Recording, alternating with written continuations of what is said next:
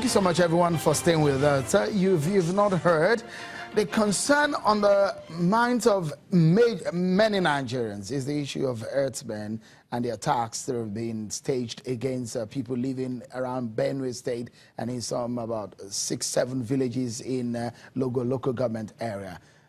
Soyinka, a professor and Nobel laureate, has said that this is a terror against the Nigerian nation. Where do we go from here? Professor Medana has been talking to us from our Abuja studio. Dr. Ruben Abati is also here in our Lagos studio, putting perspectives to some of these issues. Before we went on that break, you were trying to see what could be the solution. And if you look at what the professor, Soyinka, said, he was looking at how we need to take on this issue head on and what probably needs to be done in this case that government should rise up doing. So what exactly are you proposing, Professor Medana? Yeah, if you had the government very well, they proposed the colony. It's a model from the Karachi, Pakistan. It was established in 1958 precisely, and with just 15,000 cattle. Now, almost 400,000 cattle are living around that area, with I think the area size of 6.5 square kilometers. This very place, I think, produced 4 million liters daily of milk and tons of dung, which they use for fertilizer and so on and so forth. And now there is technology. When you have maybe embed kind of chips in these cattle, you'll be able to monitor their movement. You'll be able to even protect the cattle against cattle rustlers. So a lot of things we need to do. I think there should be a kind of to convey a summit from the northern part of the country first to tackle this issue so that there will be synergy between government. Because I had the government of Nasarawa State and that of the Benue State exchanging kind of words between the two states, shifting blames. The whole thing we need to do now is to look at the issue and see how we are going to profile lasting solutions. I think that is what we should do. Professor, if I may quickly butt in, look at this. If there is the need for a summit on the issue of policy, you are a criminology expert. Look at it in this sense. The issue of herders and people who are into agribusiness is basically economic. What business does arms and AK-47 has to do with those who are leading their heads? What does that have to do with that kind of business? Let me just put it this way. When a crime is being committed, you have to isolate the ethno-religious affinity of that individual who commit that crime. Do you get my point? Then that is how you are going to get it. When you now isolate, we did that in the case of Boko Haram, and there are a lot of kidnappers. Let me give you the issue of Evans, the kidnapper that was arrested. The security isolate, or the Nigerians isolate his tribal affinity to that of the crime. If you generalize, there are nomadic Fulanis, those that are not even connected to anything livestock rearing and what have you. By the time you start bringing the ethnic issue, you politicize the issue. But if you now go to the criminality of those criminals, just isolate everything so that we can do what happened in the case of Boko Haram, where you have the civilian JTF in the locality, both Christians and Muslims face those dreaded Boko Haram members. So this is what we should do. But by the time you started generalization, we are going to find it difficult to solve the problems. All right. Let me put this question to you. I mean, my major question there to you, perhaps the professor did not get it, is the use of the arms and ammunition, the sophistication of the ammunition. Well, I would like you to take this, this question together. I don't know what he means when he says people are generalizing communities, criminality. People are not generalizing criminality. They are very specific. Nigerians are talking about the impunity and the criminality of herdsmen, and the conflict between herdsmen and farmers. So it's very specific. So to say people are generalizing criminality, nobody is accusing all Fulanis of any crime. Not all Fulanis are herdsmen. Yeah, not herdsmen are Fulanis. So the construction of his argument is flawed. Now, one, you need to deal with criminality. People must be punished if they commit crimes. Criminality must be punished. Okay, that's one. Two, you have a challenge of small arms and ammunition proliferation.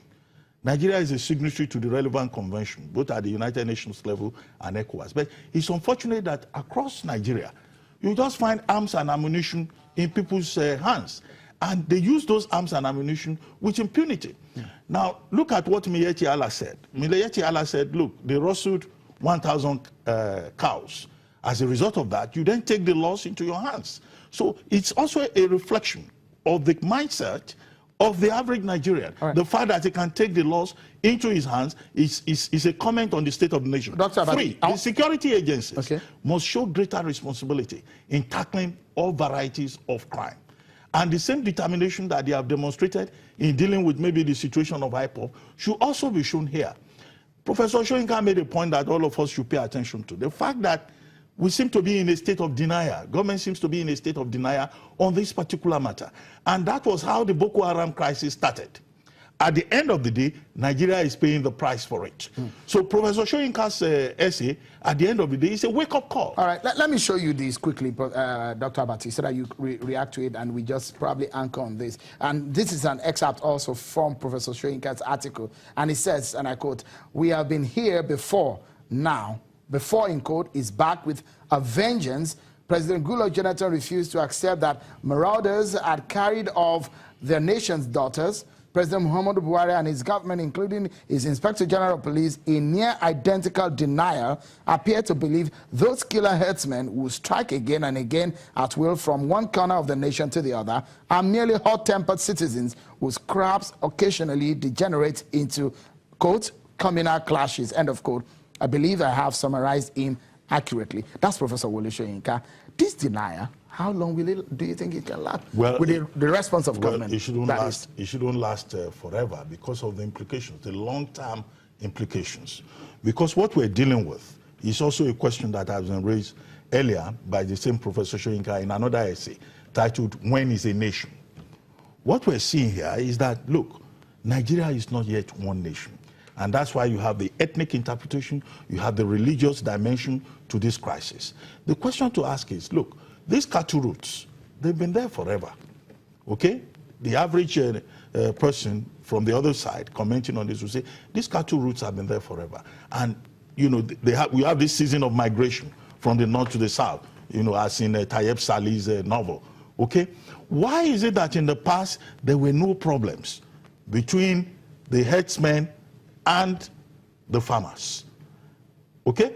Now, I've had the argument that, you know, along the cattle route, structures have been developed and all that. But in the past, the Fulani herdsmen, they even settled in various communities as they engage in their transhumance migration. Now, why this problem is there is tied to the crisis of nationhood, to the crisis of governance. And that is why government cannot excuse itself. We're going into an election year now. If this matter is not dealt with decisively, and if no attempt is made to address the Miyetti Allah and address other stakeholders, we may not recover from this crisis in another 25 years. Because we need to go now. But I want Professor... It's about the urgency of now. Okay. Professor, I want you to anchor, and let's end the show with your comment. But I need you to do it in 30 seconds.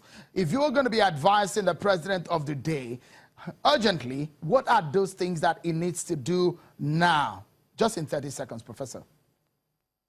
I think moving the Inspector General of Police to that state first and try to bring the communities, let's say, together to listen to them, to now try to get the facts on the ground. This is the first thing first, because crime is about kind of who you know, not what you know. Then secondly, I agree with Dr. Ruben O. He agrees that we have taken religious and ethnic dimension to the crisis. Definitely, this is what I'm saying. By the time you bring ethno-religious issue into a crisis, you might not even get it right. So the whole issue you have to do is to isolate those elements into the crime. When you isolate those elements, you look at it. Kidnappers, there are Fulani people among the kidnappers. They were arrested, and they isolate the issue of Fulani from the kidnapping. That is how you're going to get it. So Professor, any Fulani man that... Professor, we need to go now because of our time. And Dr. Ruben Abati, many thanks for your comments and your intervention as always. Thank you so much, Professor, for your intervention also. That's our show, everyone. Many thanks for being part of it. I'm Sean Kimale. Bye-bye.